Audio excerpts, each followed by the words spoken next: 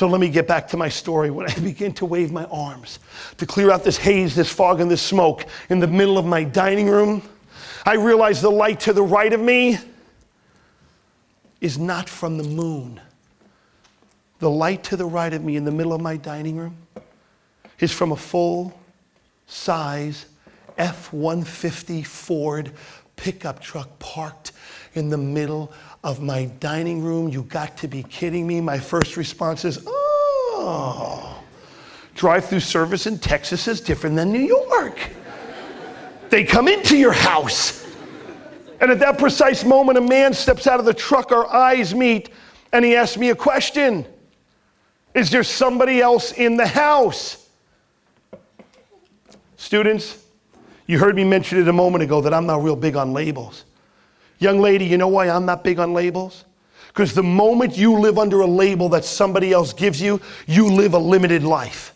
You live under the box of what that label supposedly defines who you are and who you will or won't be. Well, if somebody was going to put a label on me at that moment, the label would have probably read something like, he has ADD, QRSTUVWXYZ. My brain is spinning 10 gazillion miles an hour, and all of a sudden I begin pacing around real quick. Who the heck is this man talking to me in the middle of my dining room? What am I doing in the dining room window? There can't be a truck in my house. What is that smell? It really stinks. And where are my walls? I thought I used to have some walls here, and how come I can see moonlight on the grass? Why is he talking to me? I can't be in the dining room window. And all of a sudden, I paused long enough to hear those words again. Is there somebody else in the house? Somebody else in the house.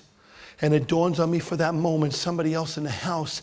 Ava, where in the world is my wife?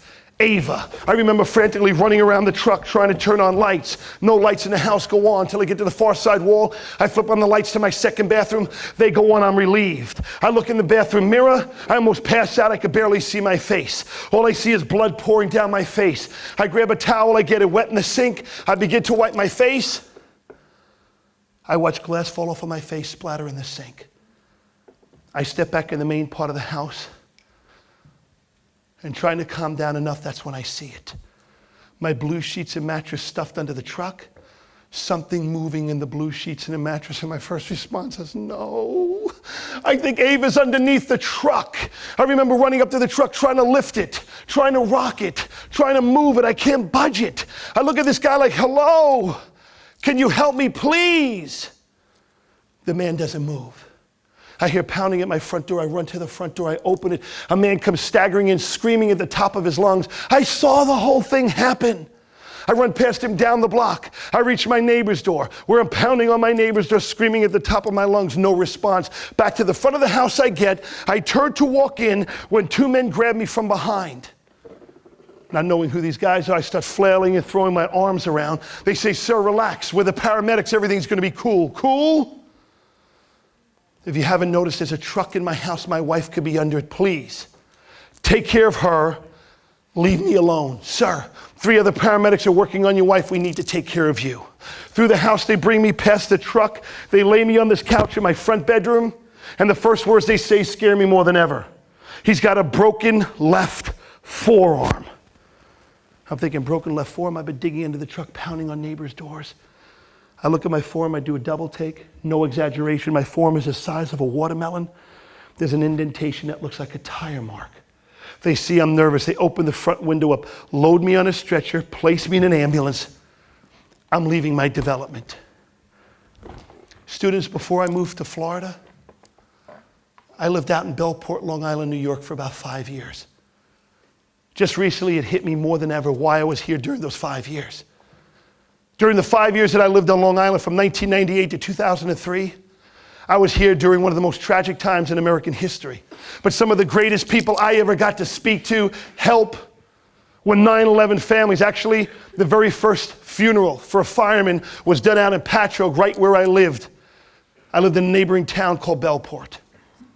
Some of the greatest people I ever worked with 9/11 families and recovering through that. Some of you in this room were directly affected by it. But I got to tell you, to this day, hanging out at the World Trade Center and spending some time down there is still not the most horrible sight I ever saw. For me personally, It was driving away from my house, which is supposed to be the safest place on this earth. I'm driving away from my house and I'm looking out the back windows of an ambulance. And the last thing I see is my back brick bedroom wall is missing. In the darkness of my bedroom are two red taillights of a pickup truck parked in my house. And somewhere underneath that truck is my wife of 2 years and 6 months. I get to the hospital, they wheel me in the emergency room. I'm crying, I'm praying, I'm spitting glass out of my mouth. Where's Ava? Somebody talk to me, please. And I finally notice somebody approaching my bedside after what seems like an eternity that passes. And as I turn to greet this doctor, it's not a doctor, it's an older man with gray hair, glasses, gray shirt, jacket, black pants, shoes, a little white collar, and a long silver cross dangling in my face. He says, "Are you Bobby Petrocelli?" "Sir, father, minister, priest, chaplain, I don't know how you know me. I think I saw a truck in my house. Could you please tell me, has my wife Ava made it to the hospital yet?" Students of Island Trees, he turns to me, one word is simple, no. And I thought, no, she didn't make it to the hospital, right? He turns again and says, no, she didn't make it. And I finally turn back to him, okay, she'll be here in 15, 20, 30 more minutes. He says, what you're telling me, right? I am 24 years old, married for 2.5 years, when the chaplain of the local police department gulps in his throat. And the moment he gulped in his throat, I knew what was about to come out of his mouth is something I do not want to hear. As he grabs both of my hands, I watch tears roll down his cheeks. He says, no, Bobby, your wife Ava did not make it. Your wife Ava is dead. And then he went on to tell me, physically nothing happened to her.